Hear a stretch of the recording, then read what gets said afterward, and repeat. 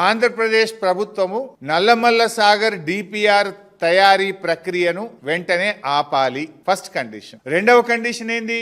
కేంద్ర ప్రభుత్వం central water commission లో నల్లమల్ల సాగర్ అనుమతుల ప్రక్రియను తక్షణమే ఆపాలి. ఈ రెండు కండిషన్లు మీరు ఒప్పుకుంటేనే ఢిల్లీలో మీటింగ్ కు వస్తాము అని రాహుల్ బొజ్జా గారు మన రాష్ట్ర ప్రభుత్వము ఈ ఉత్తరం రాసింది. నౌ మై క్వశ్చన్, ఈ రెండు కండిషన్లు ఒప్పుకున్నారా?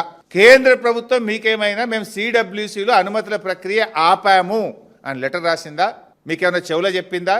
ఆ కాగితం బయట పెట్టండి. నంబర్ 2, ఆంధ్రప్రదేశ్ మేము Nallamala Sagar pre feasibility report తయారీ ప్రక్రియను ఆపేసినము అని ఆంధ్రప్రదేశ్ మీకు ఏమైనా హామీ ఇచ్చిందా? కమాన్ బయట పెట్టండి. మరి ఈ రెండు జరగకుండా ఇలా మీటింగ్కి ఎందుకు పోతున్నారు? ఈ రెండు జరగకపోతే మీరు మీటింగ్కి ఎందుకు పోతున్నారు? అంటే తెలంగాణ నీళ్లను ఆంధ్రాకు ధారా దత్తం చేయడానికి పోతున్నారా? రేవంత్ రెడ్డి గురు దక్షిణలో భాగంగా పోతున్నారా? తెలంగాణకు మరణ శాసనం రాయాలనుకుంటున్నారా?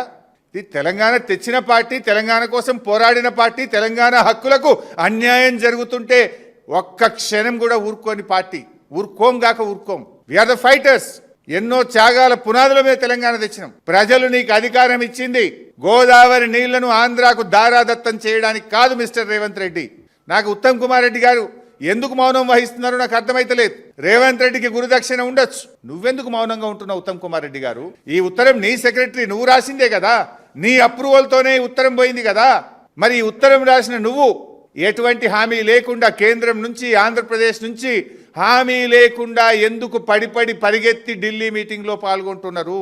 మేము ఒకటే సూటిగా డిమాండ్ చేస్తున్నాం. ఇవాళ నువ్వు చంద్రబాబుతో దోస్తీ గట్టి తెలంగాణకు తీరని అన్యాయం చేసేందుకు సిద్ధమైతే రేవంత్ రెడ్డి మేం చూస్తూ ఊరుకోము.